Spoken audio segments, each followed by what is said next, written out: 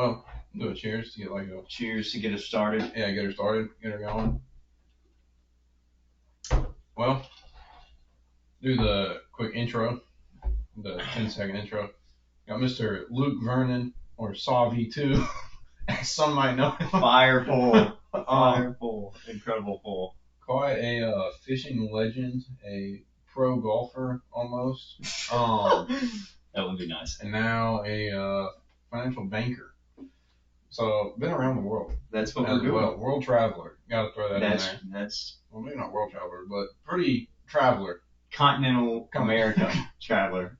That's That's what we'll say. That's what we'll say. Been some places. Haven't been across the pond, but we've been a lot of places. We've seen a couple things. Yeah. I don't know if you know a couple things, but have seen a couple things. A little bit. We know a little bit. And a little bit. I think the most interesting thing to start with is one, kind of what you do now. I think is where because I'm interested on what your day to Curious day. on that. Yeah, how that looks for you. If you want a little background about what got you there, and then kind of what your day to day looks like, and go from there. Yeah. So, as you know, got the accounting degree from Clemson, so that was a good start. Yeah. And then started working at the bank. I guess. What put you to accounting versus anything else? The versatility. Okay. The versatility of it. It's the language of business. So I was like, I feel like if I can master that, then it'll be an easy stepping block everywhere else. And I guess it's almost like I was between that and finance and econ, and I just thought that, I've always been pretty good at math. And in reality, everybody, they freak out when they hear accounting, but accounting is very basic addition, subtraction, multiplication, division. It's not like you're doing calculus or any crazy, mathematics. It's just kind of knowing what to do, where to put it, how to record it, when to record it, things like that. Yeah. So that was kind of what drove me to that, is I just thought it was the most versatile degree I could get, and I was like, math's easy enough. I think I can do it. Yeah, so, I can probably push through on this one. We got that, and then we started working, and we were doing treasury accounting, which for me, that was only at the bank. That was only our investment portfolio, so all of our bonds, and our customer derivatives as well. So that's kind of an interesting piece, which I did not learn about in school, but it's... learn it on the job. That was learning on the fly, learning on the job, Here's an entry-level job. You need 4 to 5 years experience. No, just kidding. But that it's basic once you figure out what it is. Yeah. So I did the accounting for, I guess, about a year and a half. And then in March of this year, I switched to funding and liquidity, which I still do a fair amount of accounting. It's not the same exactly, but I make sure the bank's got money every day. Check our collateral. Things that we can. So is that looking at do you have money to make investments, or money to pay off that's debts that are coming? That is make sure that when our depositors withdraw money, it's there. Yeah. That's that's as simple as I can make it. Yeah. And so that's going to either private or is that going to the Fed and talking to them hey, we need to take out this much money, or is it going to No, I would explain it. Equity. I would explain it it can be as simple as just you having your checking account with your bank, and you gotta move $5,000. You go and, I don't know, buy something for $5,000 or send in a wire for $5,000. Then the bank's gotta have $5,000 to pay out. Yeah. So it's really that simple, but it grows up to hundreds of millions, and it obviously varies, on the size of the bank. Obviously, if we get to talking about the big boys, J.P. Morgan, Wells Fargo, B of A, those guys, who knows how much cash they have on hand on a day-to-day basis, but it still is not going to be the amount, it's deposits and a bank's cash is never going to be one-to-one. It's not possible. Wasn't it not even close? Yeah, it's not close. It's like 10% of the. Yeah, it's Yeah, like you're it's doing like not a even nine. close. Yeah. Yeah. Sorry, So bank run. yeah, so Sorry about it, bank. nobody do a bank run. Don't worry It's about it's it. a bad idea. But I did read an article today. There's a little chirping about raising the FDIC limit from 250 to a little bit higher. Yeah. The new range is still kind of up in the air, but people think that the 250 mark is outdated and old, considering. Well, it doesn't really move with inflation.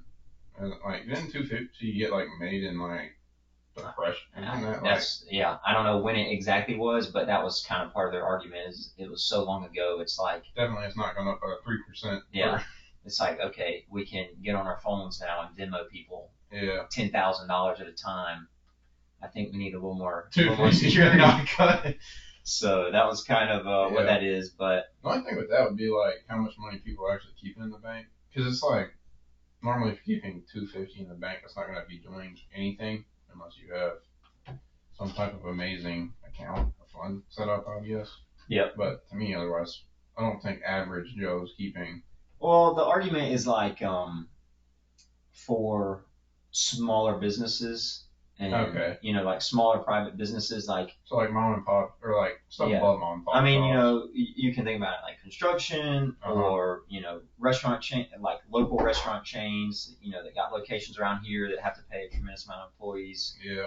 People who are in the warehouse business or whatever, where there's a lot of people and their payroll's really big, but it's a private business. Most of the time they would have, in their operating account to make sure their payroll and bills go through, they're going to have more than $250,000 on hand at a time. So that's kind of the argument. I was thinking personal checking, but yeah. I mean, it is the same because there's a lot, like even if it is personal,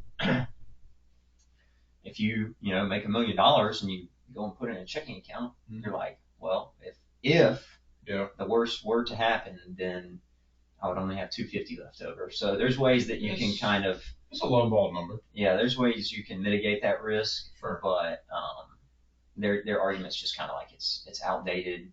These businesses are like, come on, they've got a good amount of change. Mm-hmm. We need to cover it. So I bet the bankers union would probably not be too happy about that, and the might be lobbying a little bit there. I don't know how that would. I don't know what would happen with that. Well, because if you went from 250 to let's say $1 million, or even 500, I mean that's money. That's quite a bit of money across the board that now you can't be like taking out and using for the bank to make money.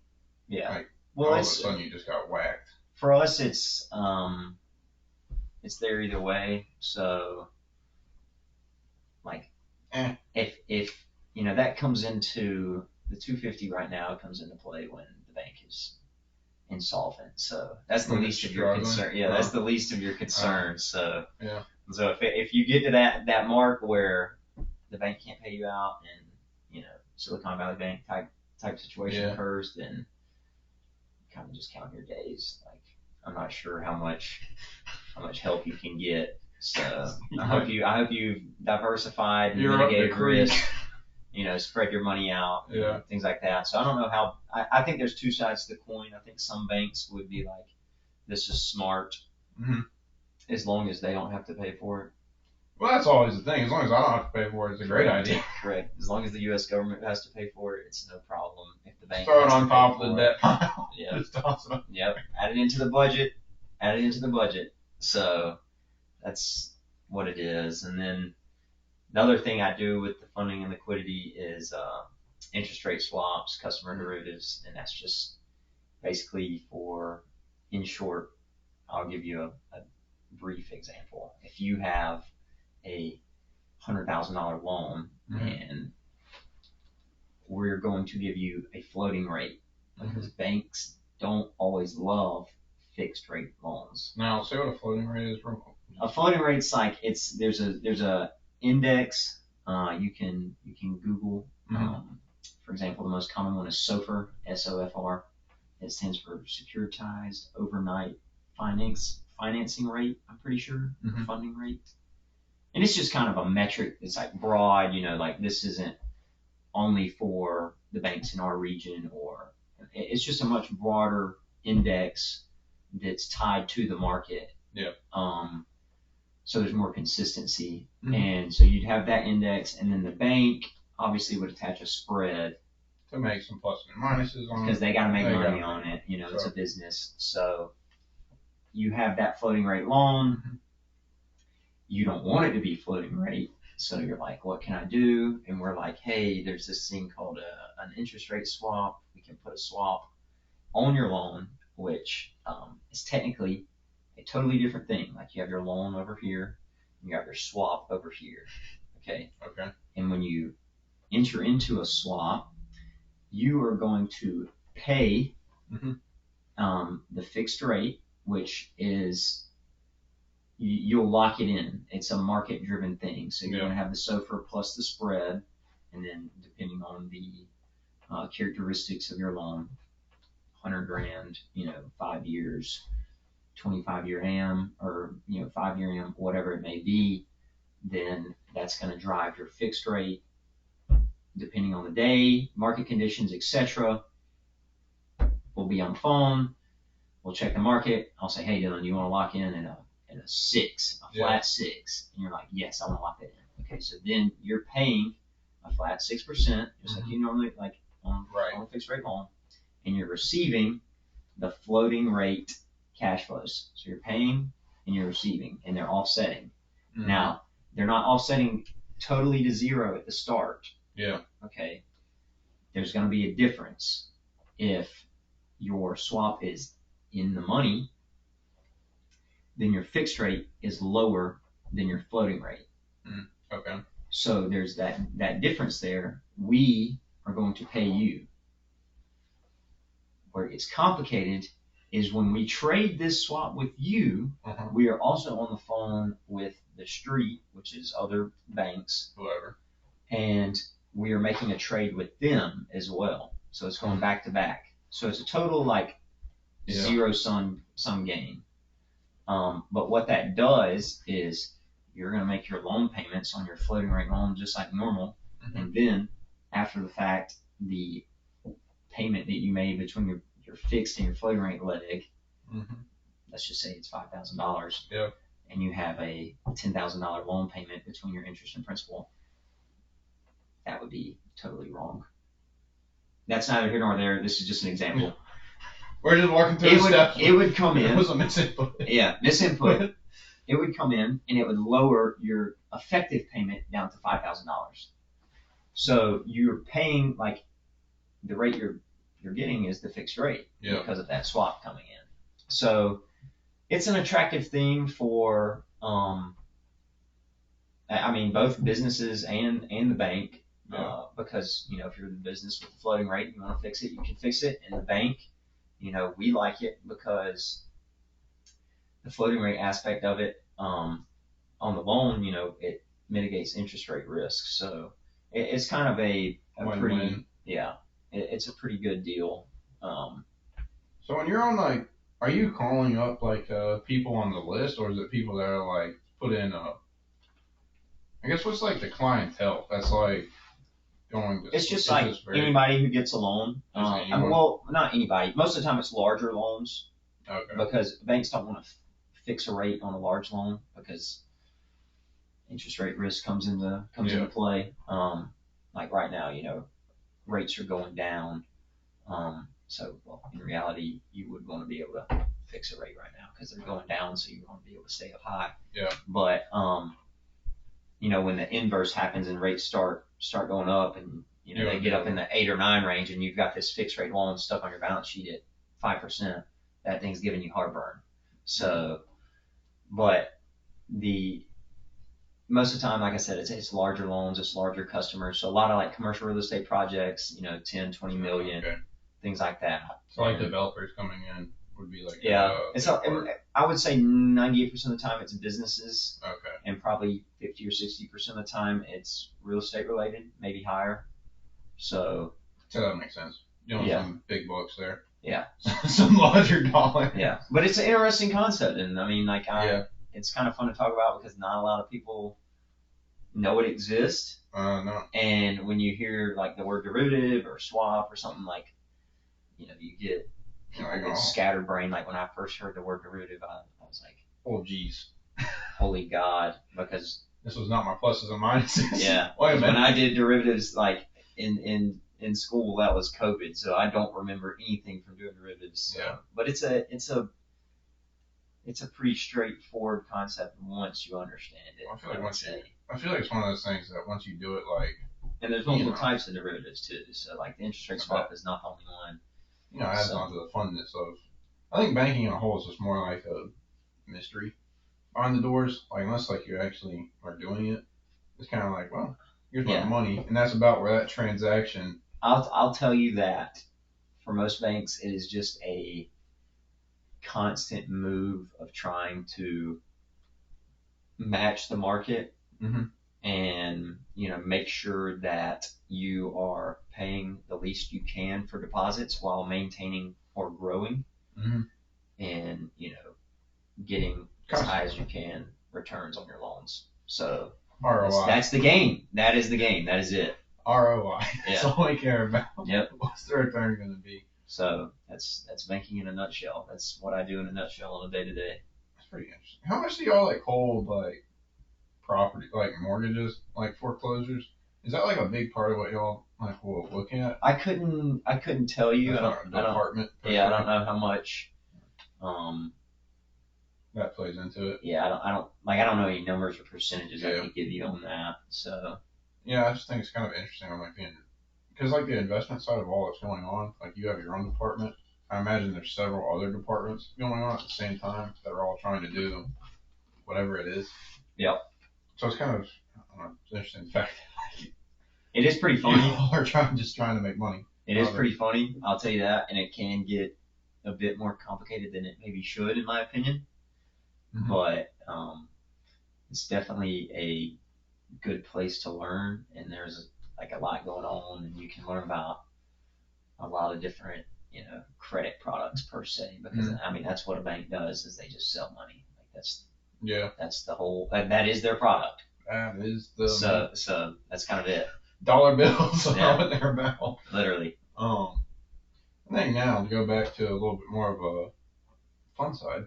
Not so much pressure about talking about your job. I think it's interesting, kind of growing up with you through the years, seeing you get like your fixated periods of like different things. I think wakeboarding is the first thing that I knew about. What first got you like actually wanting to do like go out there? Is your brother ski? Yeah, I think it was just kind of like a brother. I think it was a brother thing. Like my brother skied, and I was like, I'm not skiing. I'm wakeboarding. And I always had for some reason this, I guess you could say, affinity per se for like skateboarding. Yeah. And my mom never let me do that. So, but she did let me wakeboard, and so I was like, okay, I'm gonna do that, and I had the ability to do it, and it was, I don't know, like I was young and a child, so I wanted to do something, so it was fun. Yeah. So that was kind of what I guess got me into it. It wasn't so much fun when you smacked the water going, yeah, that's not the best part. That's not the best feeling. Figuring out the balance is also a tough one. You nose dive, that hurts pretty bad. Yeah, I would agree. Skiing to me, what was like, I'm not going to ski, is my thought of constantly the skis like just whipping out from under me, and I'm like, that would be just the end of like just take me out back. It definitely isn't inspiring. I would say that it's not inspiring. Like you're that's one of those moments where you're probably just gonna do poor because you're thinking about it so hard. Get the shaky knees, stuff like that. So I would say that's probably what it was. Is it was just like wakeboarding was much more like secure. My feet are planted in this position. Yeah. There's no chance of me hitting the splits. Might fall frontward and backwards. But. Yeah, and I've snowboarded as well, just because I was world traveling out in Montana. Yeah. And it was between skiing or snowboarding, and I was like, well, snowboarding gotta be pretty similar to wakeboarding. Yeah. It has to be. And it sort of is, but I will definitely say that snow and water are much different. And I would probably like to try snow skiing. Yeah. I don't really have a desire to water ski though. And to even try it. Like, I don't want to water ski at all. But the snow skiing, for some reason, I feel like it would be a little more casual, I guess you could say, like going on a Sunday afternoon cruise. I could just go kind of down the hill. Yeah, And you know, like I think you're in more control. Yeah. Now that could be totally wrong because I'm an extreme novice when it comes to the snow, considering our geographical location. So yeah. I only know the water form, not the frozen. Yeah. How hard was it for you to snowboard the first time? I mean, did you get up, or was it like? So I got up. You get up pretty easy, but it's kind of like trying to do like the S. That's the challenge. Yeah. And the problem I would say is, you know, when you're wakeboarding, like the boat is pulling you, so the boat is controlling your speed. Yeah. In comparison to snowboarding, I mean, you're on snow, so it's just like if you're on ice, like more gliding. Yeah. So I felt like I was just in a little bit less control, and I'm sure if I got better at it, I would figure out how to. Did it a couple more times to really get a feel. But I don't exactly have that opportunity, so there's no point in me buying a snowboard and living in South Carolina and not getting any snow. Yeah, let me drive, a couple hours away just to go once on artificial snow. So not exactly. That doesn't exactly interest me. No, personally. I feel that. I gotta say the skiing part I do like. I've only snow skied. So you only have. I've only snow skied. So isn't it? I think it's much. What's the analogy? Is skiing easier to learn but harder to master, and snowboarding's harder to learn but easier to master? I think that'd probably be it. I mean, like I could go get on skis and probably like go down fairly easily. I don't remember taking that long to even learn it. Like I can tell you that the first run that we did, it was like the easiest run that they had, beginner level. Yeah. And there were a couple times where I got to the bottom and I was like, I'm probably lucky that I didn't just kill myself just then. Yeah.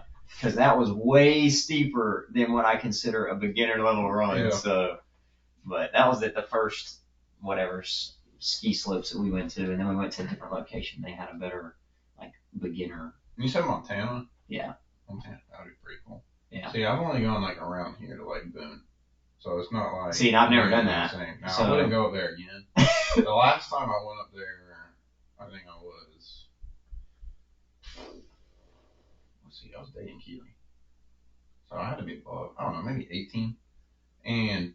So I feel like that's been a fair while then. That's a pretty long time period there, Dylan. It doesn't really narrow down my timeline anymore. It used to be a good measure of where things happen.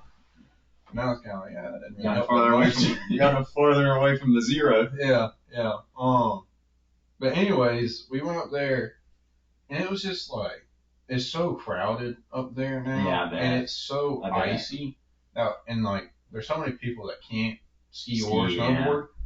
And I was like, I'm gonna tear. Someone's gonna hit me, and my ACL is gonna be like, bam. My knee's gonna get blown up. My knee is gonna get destroyed. By nobody, not even my fault. Somebody else is gonna blow my knee up. It's not even me. I watched someone run into someone, and I was like, I think I only did a couple runs, and I was like, I think this is a wrap. I was like, if I ever do it again, I'll go out and do it. I didn't want to try snowboarding though, but I was like, I'm not trying it here. I just feel like out west, or I guess it's like mythical. I guess up north too. Wherever there's better snow. I mean, our snow is trash. So where you got the real good powder. Yeah.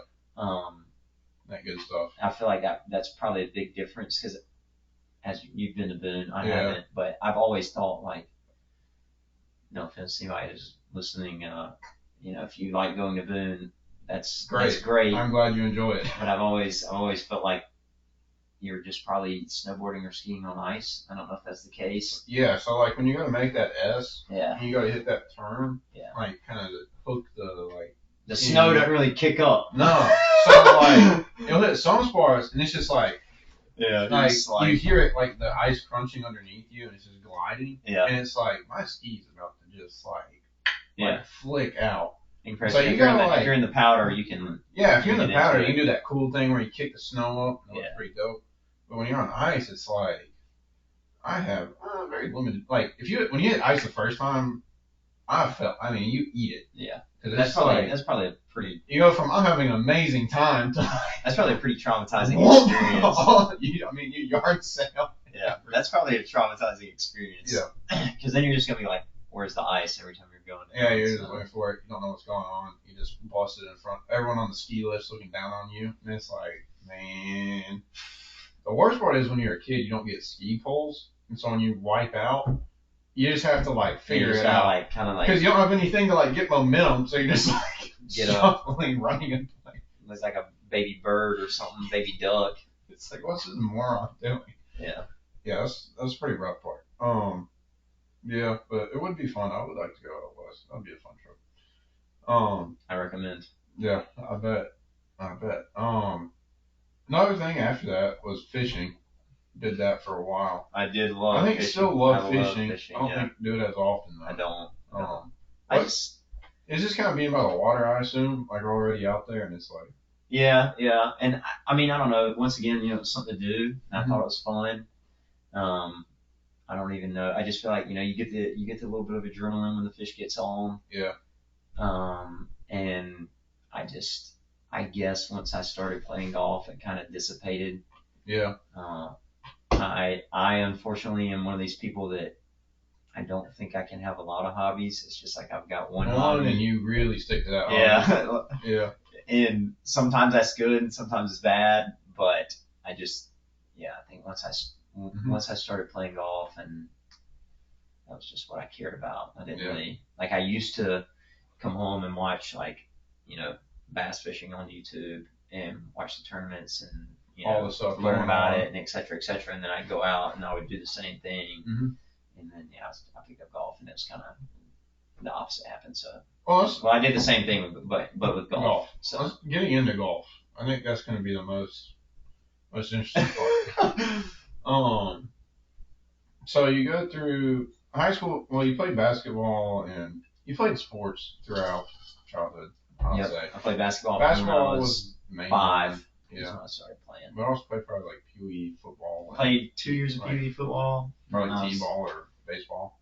I never played baseball. I never played baseball. I only played when I was younger. I legitimately played basketball starting when I was 5, and then I played every year until junior high school. And that was that. And then football, I think I played for 2 years, like 3rd and 4th grade. And then that was it. I just didn't really have. I don't know. As a child, I guess I wasn't like interested in the contact. I still don't know if I am.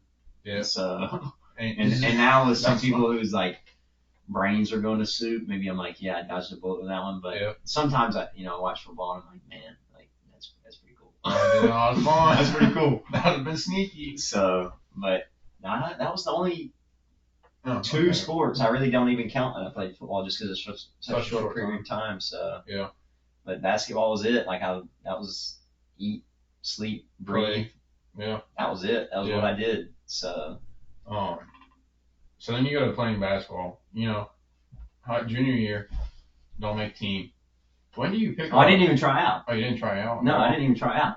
So it was sophomore year. Was like that was the last time you actually went out and. Okay, so sophomore year was more. Yeah, sophomore year, and then I played all the summer league stuff going into junior year, and then for some reason, like after the summer year, it was just a combination of a lot of things. I mean, in reality, I really got burnt out. Yeah. I was like, how many times do I have to shoot this same shot? I'm shooting corner threes. It's the same. Yeah. It's the same thing every single time in reality. And I think part of that's also like you're not seeing like a payoff necessarily there. Yeah, it was a plateau. It was a plateau, and like obviously I'm not exactly vertically gifted, so I knew I wasn't. I'm not a peak athlete. I'm not. Knew I wasn't going anywhere with it. Like I did wake myself up to that. Really? It was close to being the perfect time. It was a little bit too late, but it was close. And so that was pretty funny. Junior year, because I think trials were on Halloween, weren't they? Yeah. Yeah. I think I try out every year on Halloween, to be honest. And I was at home, and so shout out to all the high school players about to go through trials, probably. Yeah, facts. And I was at home, and Mom was like, "When are basketball tryouts?" And I was like, "Funny enough, right now, they're tonight." So she didn't freak out, but she was like, "What? Yeah. Like, what do you do? Why are you not there?" Like, oh, and the surprise factor. Because for some reason I talked with my dad about it. Yeah. But for some reason I didn't talk to her about it just because I didn't think that she would care or see my perspective. Really. No disrespect, Mom. But I didn't think that she would see my perspective in comparison to my dad. He saw my perspective and was like, that's if you're good with that, then I'm good with that. And I mean, unfortunately, it's a little bit of a lost investment in terms of like time and money and things like that. But I think it is, but I also think it's not at the same time. It definitely isn't. Like I had a ton of fun, and I think the people you've met along the way. I was about to say I have so many friends because of it. Made from it. Yeah, it was definitely worth it from that aspect, without a doubt. I think so. There's no doubt about it. So I don't really have any. I don't have any regrets about it. Like Yeah. I mean, how am I supposed to know? Yeah, I mean, if you don't give it a shot, Yeah, and I would also be lying if I wasn't like I loved it. So that was what it was, and then you kept trying to go at it. Yeah, for some reason that summer I was just like, this is getting really stale, and like I just know that I'm not gonna make that jump, so there's no point, and so that was where I stopped. Yeah, I'd say it's kind of a similar story for myself. I just kind of saw it. I was never burned out of it. I'd still play. Like, I'll still go play. Like, I play with Sam now. Oh, I'd still play right now, too. But it's just the fact now, like, I was at the same point where my skill, like, it just was not, like, I was putting in time and it just wasn't going up anymore. Yeah. Before that, I saw some exponential jumps. Yeah. But then it kind of, it plateaued. It just plateaued. Or it got to where it was like really difficult to, get 2 or 3% better. Yeah, for me, it was just like my skill's probably as good as it's gonna be. I'm not getting taller. Yeah. I'm not getting like more athletic. The height is a factor for sure, especially nowadays. Yeah, I was like, this really just isn't gonna go anywhere. But yeah, if I could just kept like climbing that ladder, and you say, I work hard, but it's like, one at the time, I was probably working as hard as I thought hard work was. I was about to say, yeah, that's how I felt. And I mean, I put in quite a bit of time. Like, I would wake up before school, go out, do dribbling drills. I'd go after school, shoot. We would go play pickup. I mean, I was doing it 24/7. It's just the fact that I was not gifted. I mean, I just didn't have the gift. Coming to that realization, once like settled with that, it was the same thing. I was like, pretty at ease. Like, like, I did my time here. It is what it is. This is what it is. We don't have the facilities for that one. Yeah, that's real. So then how do you get into, where does golf come in? Because it's not an unpopular sport, but it's just kind of a random trend. Right. You weren't like a baseball player going through it. No.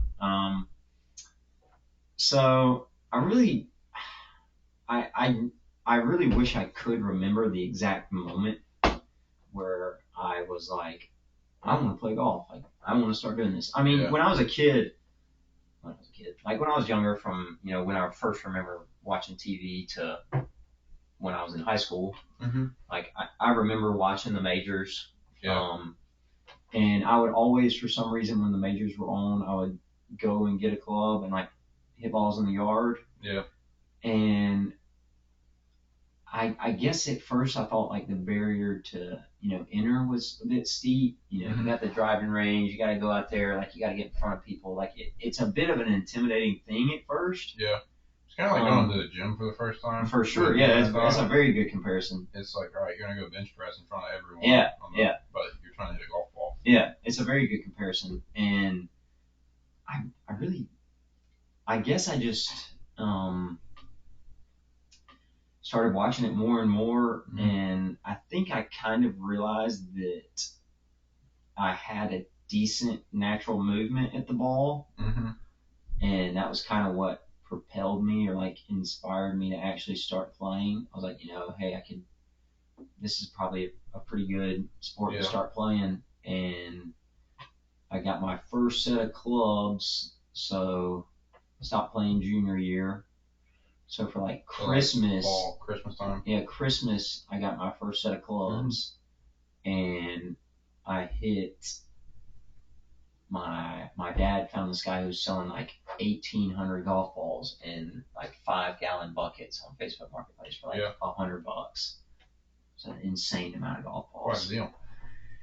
And he brought them home, and probably from like January to close to May, maybe, I literally hit golf balls in my yard close to every day, weather permitting. Yeah. And I became obsessive about it. So when I wasn't playing or hitting golf balls and I was watching, and well, I'll also say this because this was another big factor. I figured out, obviously from watching golf pretty quickly, if you play bad, it's your own fault, and that's very attractive to me. Yeah. And that like pursuit for perfection is extremely addicting. And you cannot be perfect. It's not possible. Yeah. Especially on the golf course, it is not possible. Yeah. I mean, you can have a great day where you're like, oh, I'm striking it. Like, I am tour bound. I'm that guy. And all golfers have that, where they just have a record day. And they also have days where they're like, wow, I can barely. If I get any worse, there's no point in me playing. So there was a combination of things, but I think it was kind of the perfect storm. I was looking for something else to do. My dad had always played golf. I'd always watched golf. Yeah. I liked the independence and the accountability that I had, in terms of kind of me, myself. Yeah, like, we're gonna go. And that sounds like, I feel like that sounds arrogant, and I would like to think I'm not a selfish person. Like, I don't think I'm a selfish person. Well, it's really not. It's just taking out like the team. Yeah. There's not like it's like any other. Like, you go to boxing or like track and field or.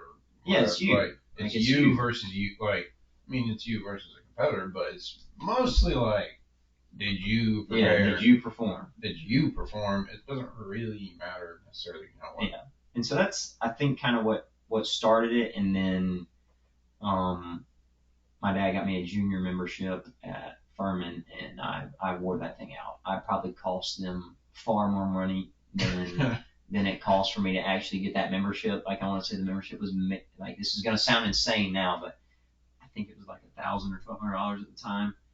Nowadays, I think it's a fair bit more, especially after COVID with the golf boom. But I got free range balls, and I was out there just every day, all day, just trying to learn, trying to teach myself, trying to figure it out.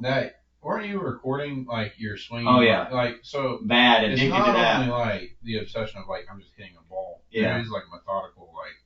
100%. Funny enough, the other night I was like sitting in my room watching YouTube, and I was looking. Every once in a while, I've got so many videos of my swing on my phone. I was just looking at a swing, and I was like, why have I started to get in that specific position? I was like, I really haven't done that in a long time. And this kind of like thought came over me, and it was probably 7:40, so it was almost dark outside now. Yeah. And I was like, I've got to go outside and video this to see if my thought is right, which it was. And so. So what was the challenge or the problem there? I was letting my hands get a little too stuck, like keeping my arms a little bit too inside for me, which isn't always a bad thing depending on the golfer, but when I get my hands inside, then it causes problems. So I like to kind of feel like I have space, and that was the thought, and it did what I thought it was going to do. So there's definitely some. That's interesting how quickly you just like realize. Yeah, and that'll happen. And all golfers do it, because one day they'll be like, oh, this is the perfect swing thought, like taking the club back to this point, like boom, good. And then the next day they'll try and have that same feeling, and they'll think that they have that same feeling, but in reality it's not even close to the same position. Like, it's not the same. So there's always something that brings the muscle memory back, and some type of specific feel that gets you where you want to be. So, and then from there I just kind of kept going. Yeah, from that summer though, I played, and golf was spring, so senior year was the only year of golf I played, and that was. During the summer, did you play at Furman, like just with random, like? At that time, it was pretty.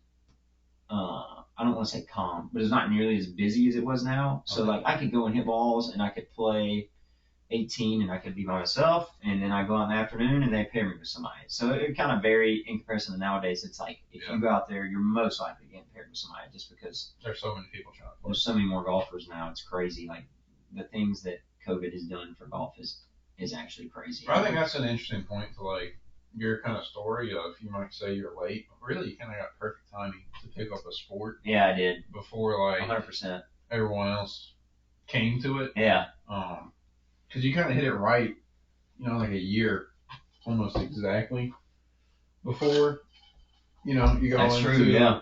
That's true. I didn't think about that. People picking up golf. Now everyone in their mother golfs, and it's like, wow. It's crazy. Wow. Because as a kid, I didn't feel like it was. I don't know. I didn't feel like it was a very common topic. I mean, obviously people still played golf, but it wasn't. Sure. I don't know. It wasn't the same. It doesn't feel the same. And maybe it's just for a multitude of reasons. Maybe it's COVID, social media, access to courses nowadays, things like that. So. Yeah. I don't know. It's like, but man, really struck. I definitely did. I did strike while the iron was hot, no doubt. The other thing I remember from your junior year would be going to like Dairy Queen and then you go and hit balls afterwards. Yeah. Like the afternoon, it'd be like, oh, what are you about to go do?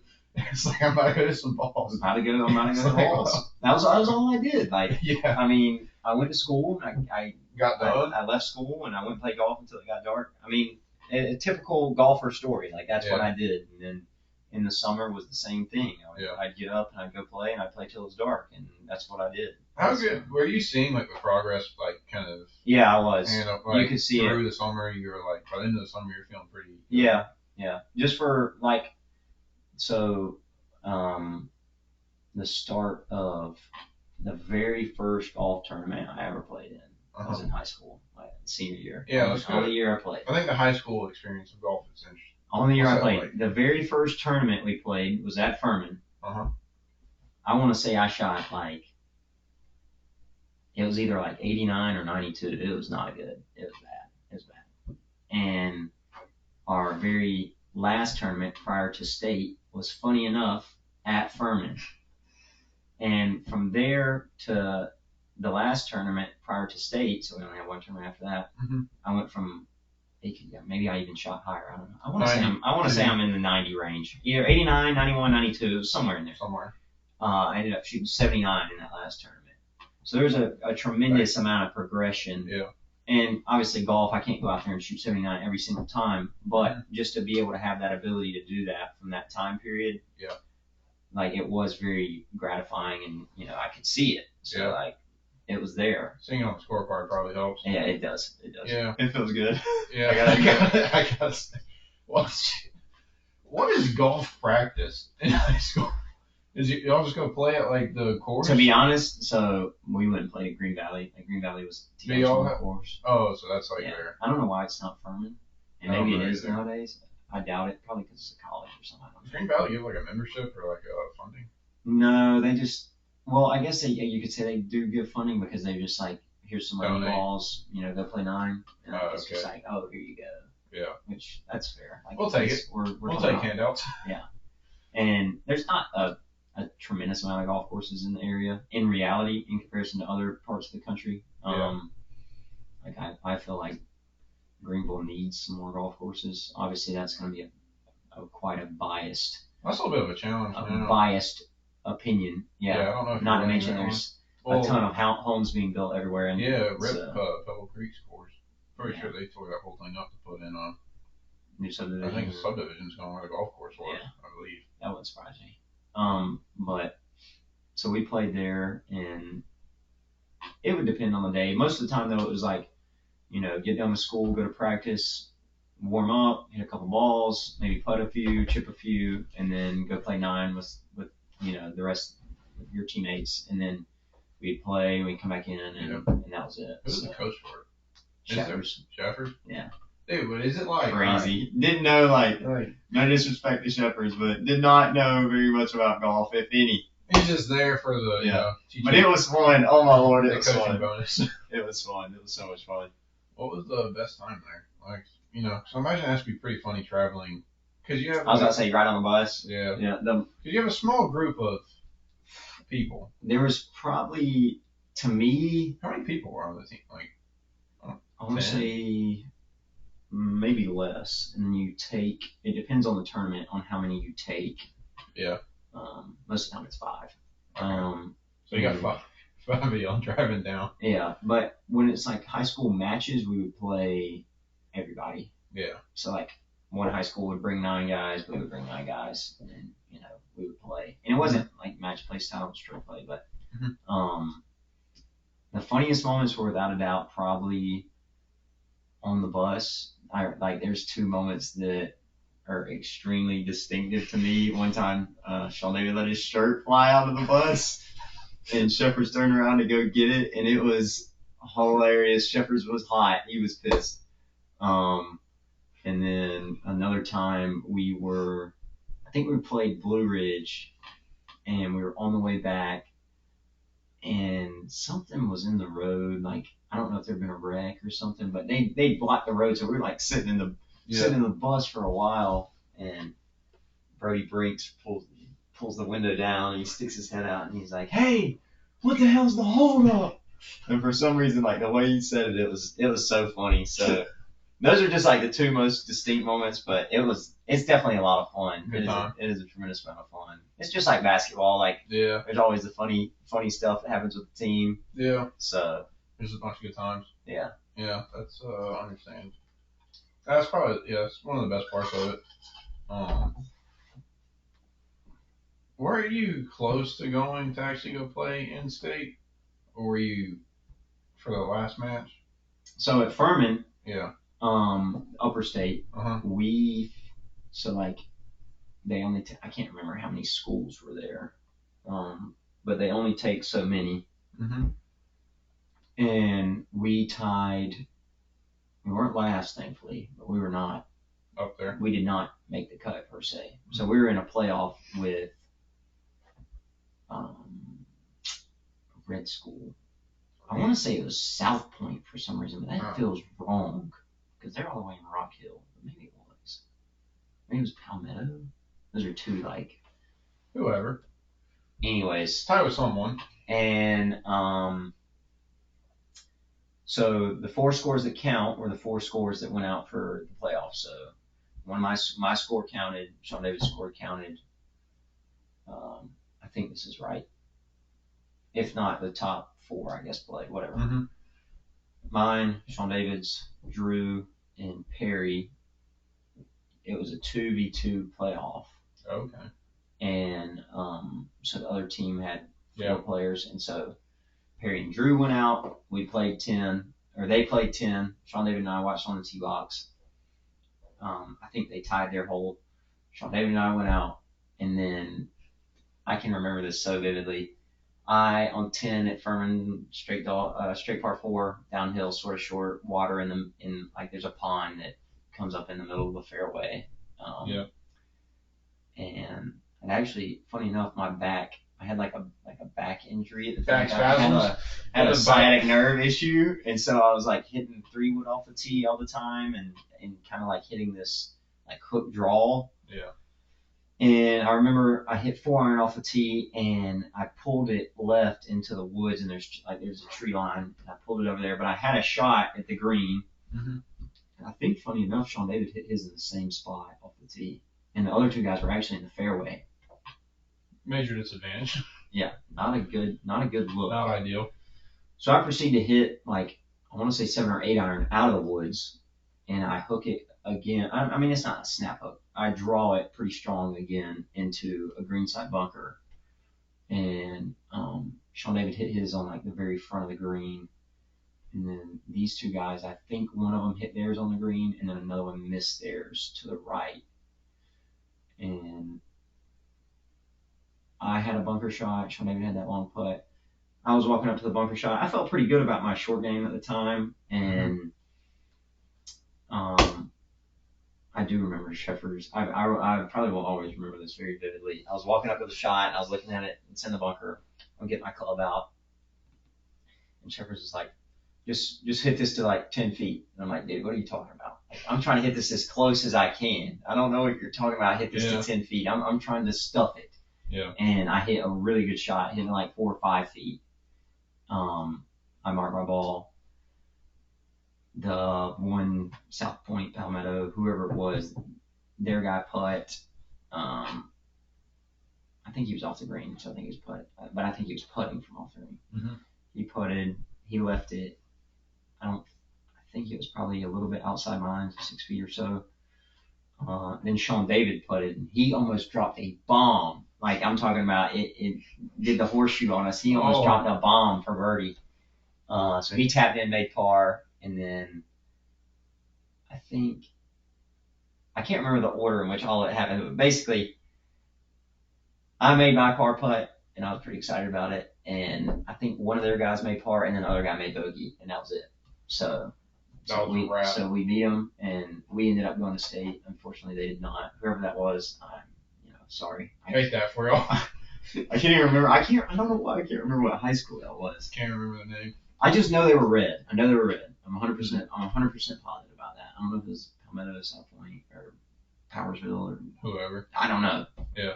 But nonetheless, yeah, that's how it went. So that state, where was it? Hilton Head. Hilton Head.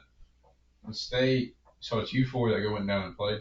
I think we maybe took 5. Probably took an alternate, would be my guess. Yeah, I can't fully remember. 4. I can't fully remember. What was it? Now, was that, how'd y'all do down there? I'm guessing not.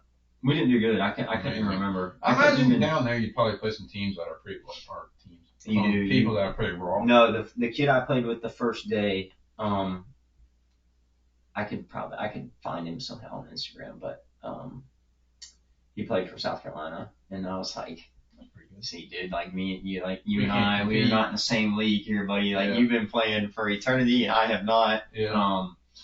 So it was definitely it was a very fun experience to watch somebody that is like that much better play, but like that close. You're like, dang. Yeah. Not good. So it was good. I could find the scorecards, but for some reason I cannot remember what they were. Yeah, I want to say I shot in the 80s every day. I think I had a couple good 9s going, and then I'd fall apart on the back, and just pretty respectable. A bunch of stupid stuff. So yeah, it's more about the experience at that point. It was fun. I mean, it was probably without a doubt the most fun moments of my life, like that 8-month stretch. Playing on the team. Yeah, that's pretty good. From like January to whatever that would be. Yeah. I mean, obviously high school season stopped, but like from playing golf, graduating, summer, like all that whole 9 yards. So I think it's also probably, is that where you got really close to like Sean David? Yeah, for sure. Yeah, so that's like kind of him and I played like a lifelong, a long time friend. Yeah, yeah. Now that's kind of grown into. College happens, you get COVID year, and washed, total garbanzo beans. And then you start going and playing a lot of like, is that when you kind of got, I don't know what to call it, friendly competitive golf going on, where like you go play like with Sean David or whoever else, and go play places? I mean, I would say I was playing senior year. I was playing the most golf, and then I guess maybe freshman and sophomore year I played a lot of golf in the summer. But after that, like definitely junior and senior year, I didn't play a lot in school just because I was on the grind all the time. Like it was busy. Like I was trying to, and every once in a while when I got a break, I would play. But yeah, school was on me. It was on me big. Yeah. They had my number. It did have my number. It had my number. It had the plays. It knew my every move. So yeah, I didn't play. Just the amount I played went down. So I understand. And now that I work, the amount that I play is also good like now. even farther.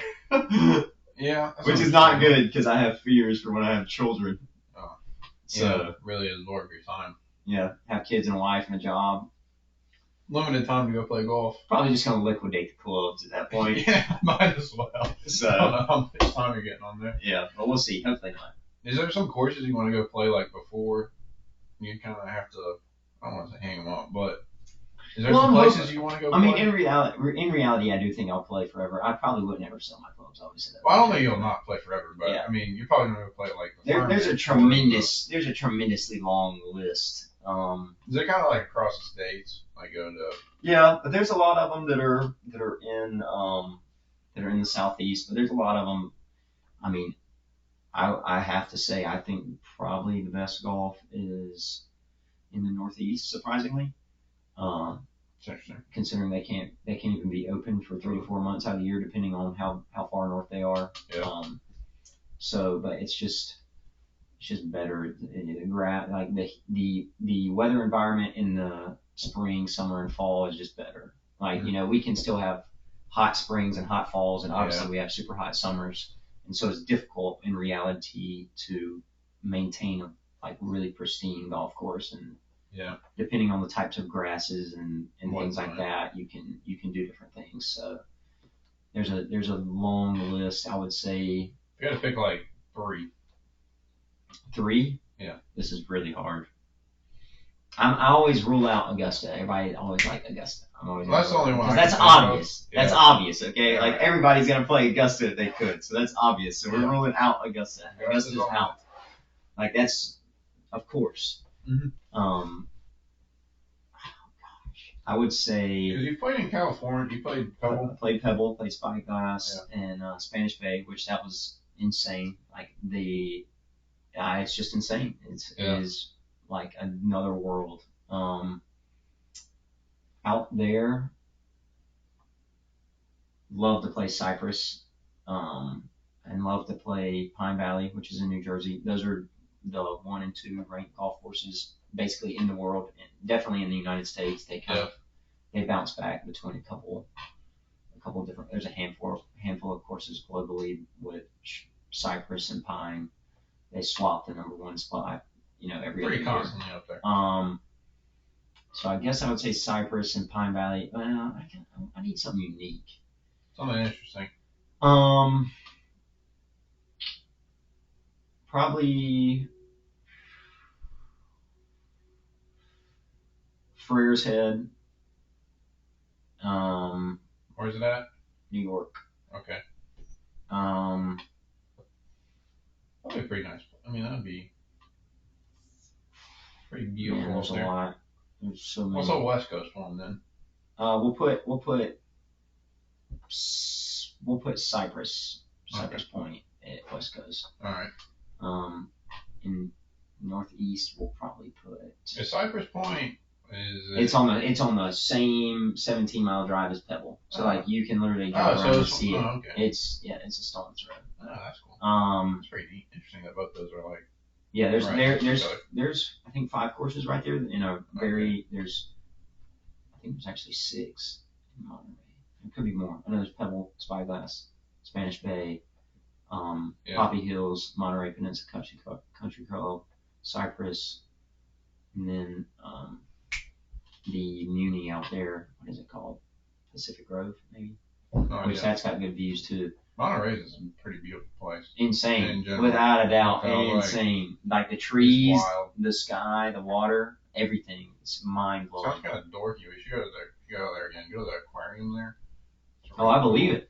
I believe it. Dope. Whale watching also there is pretty amazing. Yeah. Yeah, pretty great great spot. The ocean was crazy. Like the Pacific is amazing. Yeah. They have a cool ass hotel that like sits on like the bay. I don't know if it's bay or not, but probably is. Sits there. So like sits like on the very edge, and you have like a pool deck and everything on there. So it's like you just sit there and you look out and you see the waves and you see like dolphins and stuff. Well, the craziest thing for me is when we flew in out there, we flew into Monterey, and I was not aware of this, but Monterey's a pretty small airport. Yeah, you get the like and you just water, like kind of like drop in, and I like got off the plane and I look up and I'm like, there's a mountain right there. What's going on? Yeah. Like, oh, wait a minute. So that was definitely funny, but that'll catch you by surprise. There's just so many courses. There's a lot of good ones. Like, so you won't run out of. I've made a list. I mean, in South Carolina, you've got Ocean Course at Kiowa, Tree Farm, Old Barnwell, Palmetto. Like, there's a bunch, and then obviously up in North Carolina, you've got more in the Pinehurst area. You need to get on what Carter's doing and take his idea of his annual golf trip. Oh yeah, me and Carter already linked up. I think I'm going Okay, on that next you year. already talked to him? Yeah. All right. Glad to make that happen. Yeah. I thought that was pretty dope of an idea. It is a good idea, and it is fun because it's always good to play.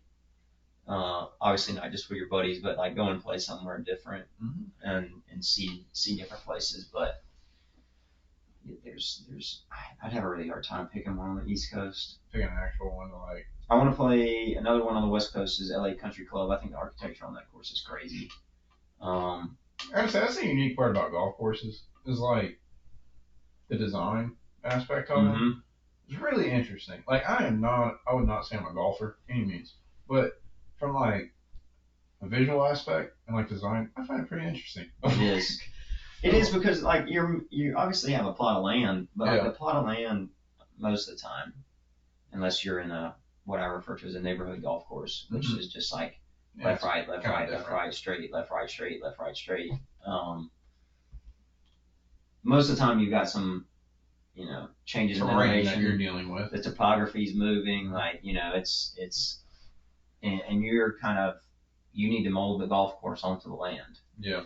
And so it's definitely, when you find a good plot of land, I mean, like, Augusta's on a great plot of land. Like, that's one reason why it's so special is just because, like, the plot of land, I don't know if it can get much better. What, you got it in, like, 18, I don't know. I mean, that's been there for a long time. Yeah, so first Masters was 1934. When was the golf course made, though? I don't know when it was built. I want to say it was built around the same time because I remember that like there was problems with obviously the Great Depression and like maybe that's why that could be why it got built. So early 1900s for sure would be a good guess. I think it was 20s or 30s. Great time to buy some land right then. Yeah. Yeah, and so I don't know, the old architecture is obviously definitely fascinating for me. Yeah. I agree. I mean, I think that's part of the uniqueness of why you go play other courses. Yeah, and that was kind of, I mean, that goes back to why I started playing golf to begin with, because, on any given day, it's going to be different. Like, even if just for example, obviously I play a lot at Furman. Like, even if I'm playing at Furman, I'm going to hit this, I hit my tee shot on one. I may lace it down the middle one day. I may miss it a little right on the other day. And not to mention, maybe on my approach shot, the wind's blowing. Well, the pin's going to be in a different position. Like, I may have a different club in my hand. Like, there's so many different factors. It's going to be different almost every single time you play. Yeah. So that was another thing where I was like, basketball, I felt like I was doing the same thing every single time. Golf, I feel like there's no way I'm not doing it different. Like, yeah. So every single time you're out there, you're doing it different. Yeah. Yeah. Yeah, that's understandable. Yeah. I think that's pretty cool. I think Ryder Cup has been the only thing that I've watched in golf. Match play golf is like, I think it's one of the most underrated things on earth. The PGA Tour needs to have more match play tournaments. That's just bottom line. Like they just need to. It's fun to watch. It's intense. It's so much more interesting. The competitiveness from the players is to me like increased by triple, maybe even more. Like, yeah. I feel like they find a different zone that they go into, and obviously with the Ryder Cup, we get a little. Ryder Cup's a little bit more patriotic. Patriotic. I was about to say I'm patriotic. Yeah, I'm like that's pretty sick, But it's also like regular ones. Like I'll watch like Augusta when they go play. I'll watch like Saturday, Sunday. Of course. I'm not really like invested in it. Like Sunday, I'll watch it to see the ending. Who's gonna win? Saturday is like hit or miss. There's something else on. Yeah. Questionable. Ryder Cup's been that was the only thing I actually watched from like pretty much start to finish. Yeah. And I was like, oh, this is. It's a different style of golf. I mean, especially when you have the foursomes out there, and you're playing best ball or alternate shot. Like that's a totally different style of golf than what you normally get. And the match play is also like a really crazy thing because, if we're playing and I make par and you make double, then in match play I'm only up one. Yeah. So the next hole, if you make par and I make double, then we're back to square. It's not 2 and 2. So they need more of it. They need more of it for sure. Stuck in their old tradition. Yeah. If I was the commissioner or CEO of the PGA Tour, that would be like. Yeah, I gotta say that's probably pretty funny. That would be the first order of business. Well, didn't they get bought by like UAE? So that the PIF tried to make an investment into them. Okay, and they didn't. And I don't think it's gone through quite yet. I think there's a lot of speculation on that it has, but and maybe it has. I don't think it has. See, I thought it did. So I thought what happened was like you had the Masters players leave to go play in like the UAE, and then UAE was like, actually, we're just gonna invest in this. Maybe that was speculative. So yeah, there's Live, which is backed by PIF as well, which is the Saudi investment fund, and then I think they also tried to make a investment into the PGA Tour for percentage stake. It was obviously gonna be small, but yeah, I don't think that has worked out for them. Interesting. I want to say that the Live reported like 1.4 billion in losses, which that's crazy. It's crazy that you can still operate. $1.5 billion in losses.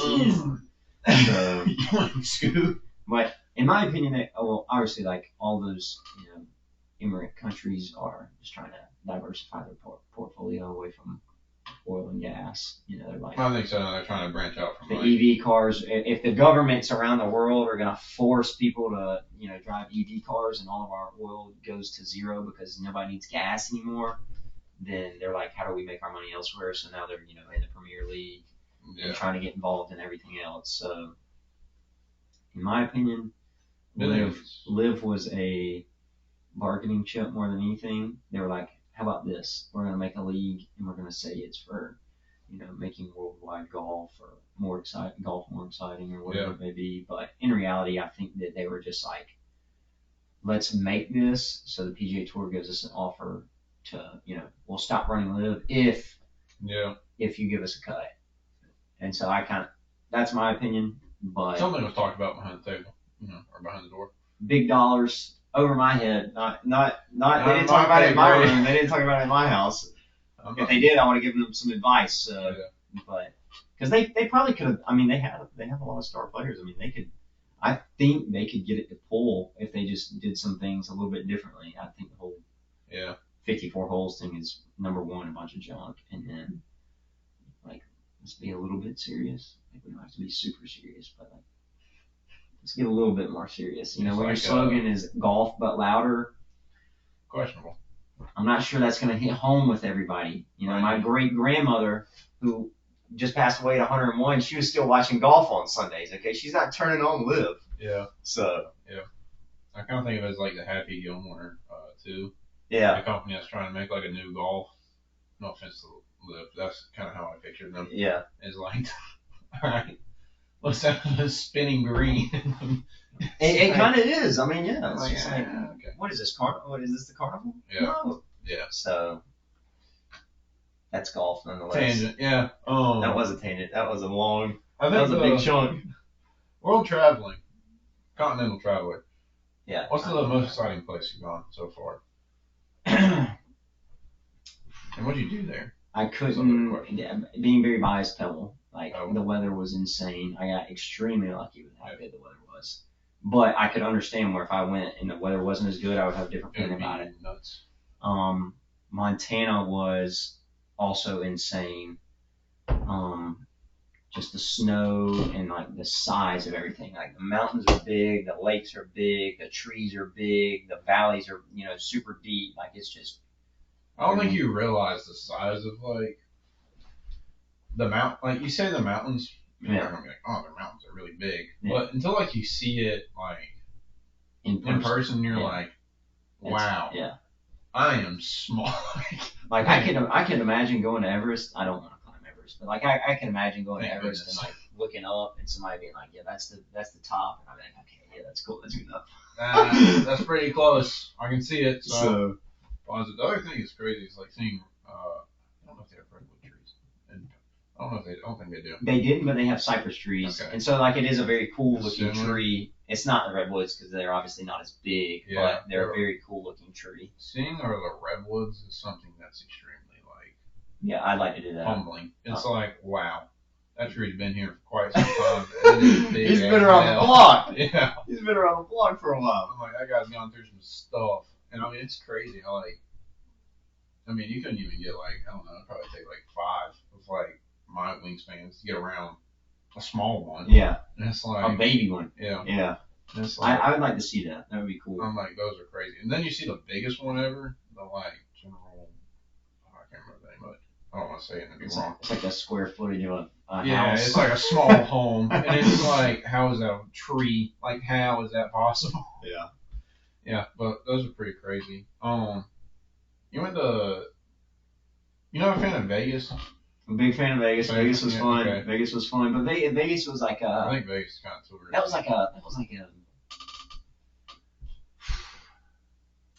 was like a disconnect with Earth. Like it's gonna sound goofy. Is it kind of like a Disney World? It's just like a ginormous Disney World. Like you walk in like Disney you're on World, the strip yeah. and you're walking from end to end, Uh-huh. which is extremely far, by the way. Just get an Uber.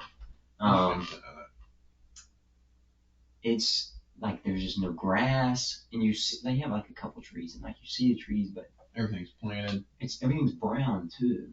Like it's just like sand, dirt, yeah, brown, rock, mountains, you name it. And there was almost a relieving feeling when I got back to seeing green grass. Like that sounds stupid, and I didn't think about it at the time, but I was like, man, that like my eyes are stimulated right now. Yeah. Like there's something green.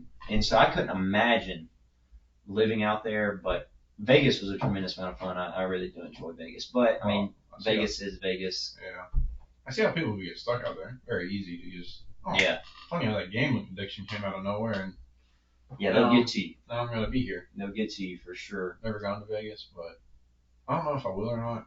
I would definitely. It's not like up there on the top things I would ever want to do. You definitely need to. You don't have to go for a long time though. Just go for like. I'd be a passerby. Like 3 nights or something. I'll probably stop there for a day if I ever did it. Stay there for I'd give yourself a little bit more time because there is like a good many things you should see. I think the shows would be like. Got to go to the Sphere. Got to go to some of the shows like the Magic Show. I mean, I saw flipping Carrie Underwood, and I'm not gonna sit here and be like I'm the biggest Carrie Underwood fan on earth, but like.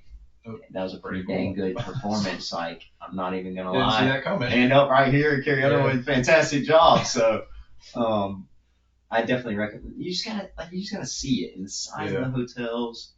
Like we walked into Caesars, we walked for like hours inside. It's just like never ending, and then you go outside, and it's the same way. So, you should go to that. And the Sphere is must see.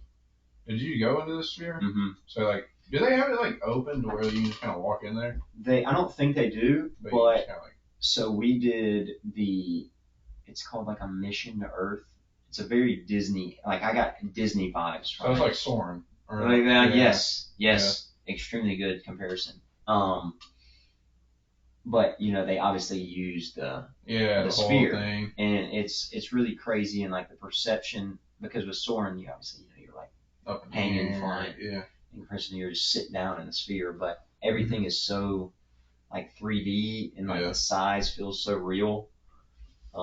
Get the Sphere an idea here to put on their own Soaring show. Yeah, but I definitely want to go to a concert out there in the Sphere. Cool. But I don't know who I want to see. Yeah, I think Bruno Mars is maybe performed out there, or still is. I don't know. I know they got rotating people. Something about an outdoor concert. No offense to the Sphere, but. Outdoor, like it would make you feel outdoor. It would make you feel outdoor. I don't know how much it would like enhance I don't know how much it would help or not. I couldn't tell you either. I think it'd be cool. I think it'd be something that's cool. It's like, dang, that was neat. Yeah, that's crazy. We can do this. That's kind of what it is. Like you just gotta go see it and be like, all right, like man, nice. I saw it. Nice.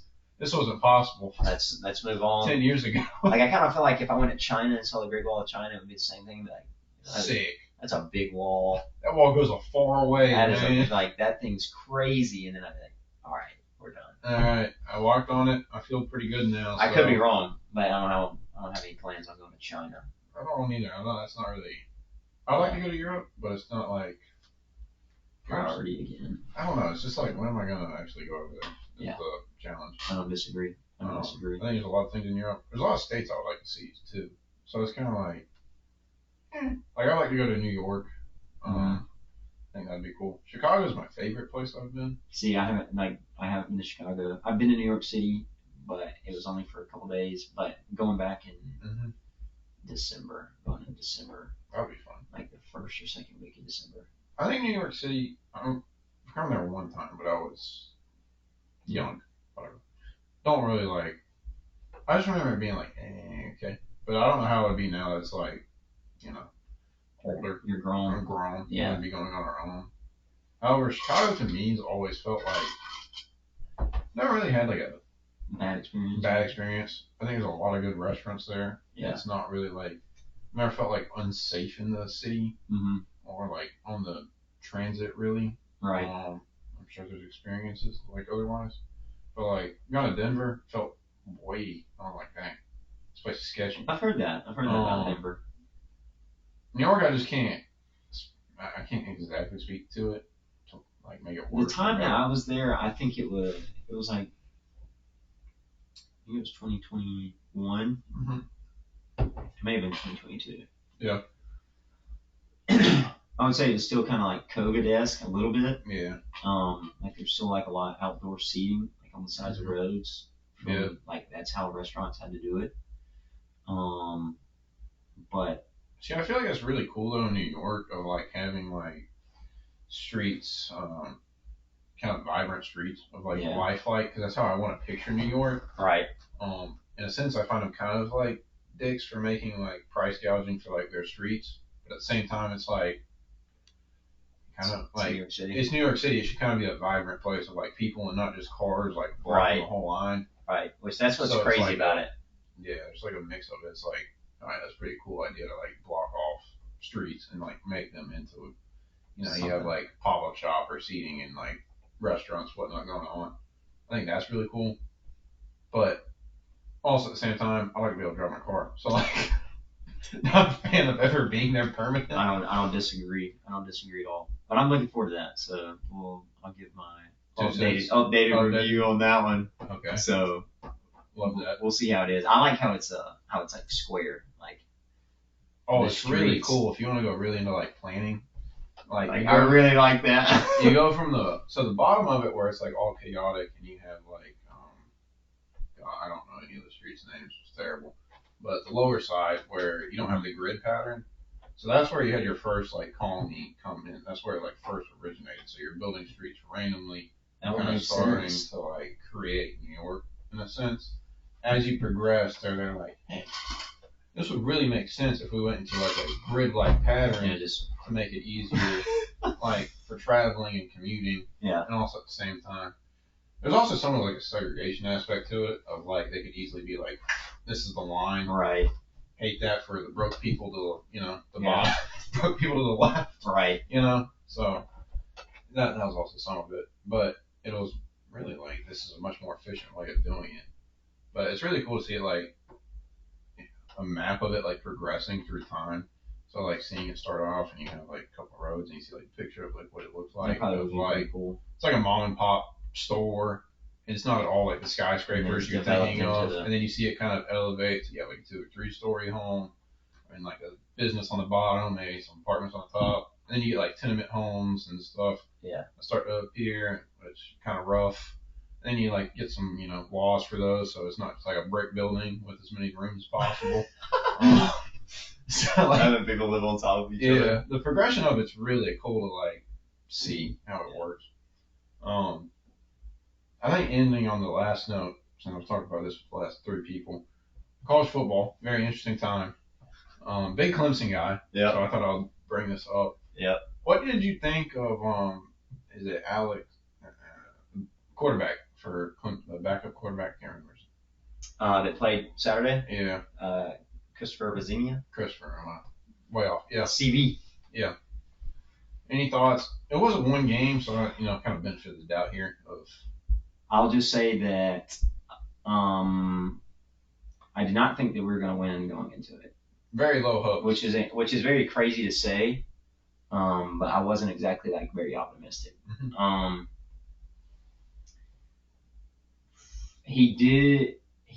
And obviously I don't know, the full metrics and X's and O's and if he missed this guy or missed that guy or whatever maybe. Yeah. But I'm not watching. I will say for just a general, opinion, I wouldn't say that he necessarily 100% won us the game, but he most certainly did not lose us the game. Yeah. Like he definitely got closer to winning us the game than he did, obviously, to losing us the game. Like he played well enough to win, but obviously the defense didn't play too good. So I think it's kind of amazing that defense is like now a problem. I think you have an SMU quarterback who has one leg and can. Yeah. I mean, he can move, but I mean, it's like seriously. I have mixed opinions on that. I think that there's some. I think on both sides of the ball, one problem with Clemson currently is Dabo just not playing guys that should be played. I mean, on Saturday we saw Tristan Smith catch that 50-50 ball in the end zone. I mean, he's our biggest wide receiver by leaps and bounds. Not to mention he's a transfer. Mm-hmm. You know, if we have him and Wesco and Moore and Antonio Williams on the field at the same time, or even if we didn't have him, Wesco anymore, but yeah, obviously he's out. But you know, prior to if we had all four of those guys on the field, or even if we were just rotating those four guys, that's a really hard look for teams to see because he's that much bigger. Not only that, you put Randall in the backfield now. Yeah. I mean, you got like a pretty crazy lineup. So it's like, I mean, have the Houston Rockets lineup. Why is it taking us this long to figure out that he should be in the game? And not to mention, I think he had 3 catches that whole game, and all of them. I remember one of them very vividly was a screen, which he took for 12 yards or 15 yards and picked the first down. Yeah.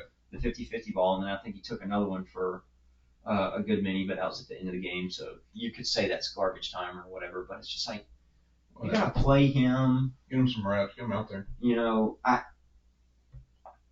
There's running back. Like I think Randall's good, but we've got a freshman running. I think we've got 2 freshmen running back. Or I know Davidson's a freshman. Zuma May I think is either a redshirt freshman or a sophomore. Like play those guys. Just to see what would happen. And same with defense. I think Randall's just like an interesting thing of like. Well, he's naturally not a running back, unfortunately. But like incredible athlete. To your point, we need to. I mean, you have a bunch of younger running backs. Yeah. I'll get them PT and just have Randall kind of alternating between receiver and running back. Right. Versus being like you're a running back now. Right. It's a difficult look. And I think that in terms of the offensive play calling, that needs to be incorporated as well. Like there needs to be 2 running backs in the backfield, Randall and whoever, and you know. But you put a linebacker on Randall if he's running like any route, you know. Yeah, it's a mismatch. Probably going to get a look. Like, probably going to get something there, but it's kind of like, I don't know, it's just the play calling's not, like, focused around him or the set, like. I would say the biggest problem is the offensive line is poor. It is poor, flat out poor. Not great. But, I don't know, I'm just to the point where I'm like, let's see some other guys just to see what happens. Somebody on the sideline is hungry. I promise they are. Someone's got to change it up a little. Like somebody's gonna go out there and give it some effort because right now it looks like we're snoozing. Yeah. So let's put somebody else in, and same with defense. I mean, that's my only problem. I like Dabo. I think he's a cool guy. My biggest problem with him really is the fact that it's like if you're a junior or senior, you're not coming out of the game. You're playing the whole time, every snap. No one else is getting a look. You have no worries. I get that, but it's like, the times are now, old man. You know, this is college football. You're paid to win. Yeah. You're not paid to be nice. You're not paid to, play the older guys. You're paid to win. That's the bottom line. That's what you're supposed to do. So if you got a freshman or sophomore sitting there on the bench, it's like you go make some plays, or a new guy that just transferred in. I don't know, first time ever. So I haven't really had that. But, it's crazy. But put him in the game. We got him. Yeah. Let's put him in the game. Let's put him in the game. Because then it can be kind of a bit, turn into your reputation. It's like, oh, well, Tristan Smith transferred there and he only played 25 snaps all year. Yeah. Well, what's the point? What was the point of him even transferring? He would have gone, he'd have done better if he went to a school that had 0 wide receivers, or if he just stayed where he was, or whatever it may be. But that's a different thing. I mean, I don't know. That's on. Get on a rabbit hole on that one. Easy. Yeah, I think transport is hard with them. Defense, I'm more concerned about than like any other part. Yeah. Because it used to be like, all right, defense could keep it to a score game. They're keeping them to 21 or under. They're keeping it pretty. Right. Now it's kind of like, I don't know how many points we're going to give up. Like, I don't think it's necessarily like, I don't think our offense is amazing. I don't think our offense is like that bad. But the offense against SMU should have won. Like that offense could win some games. That should have won a game. But the defense couldn't win against a high school team. And I don't understand why. Like, because it's not like you don't have guys. Right. Like, you don't have. It's not a lack of like talent or like anything. Like, I don't know what it is. I I really don't don't. understand what it is because normally you have a defense where it's like it's really after it's terrible, but after like Venables left, it's just like there wasn't that dog on the defense anymore. Right. And Right. also, I mean, but you had some studs with him. Is the only problem of like that. Yeah, the defensive line was insane. You had some The crazy linebackers studs. were really strong. Yeah. But we have some good D line now, to where it's not like Mm-hmm. It's not like you can't get pressure on a quarterback. Right. And as a DB, that should open you up, to make some plays here. Right.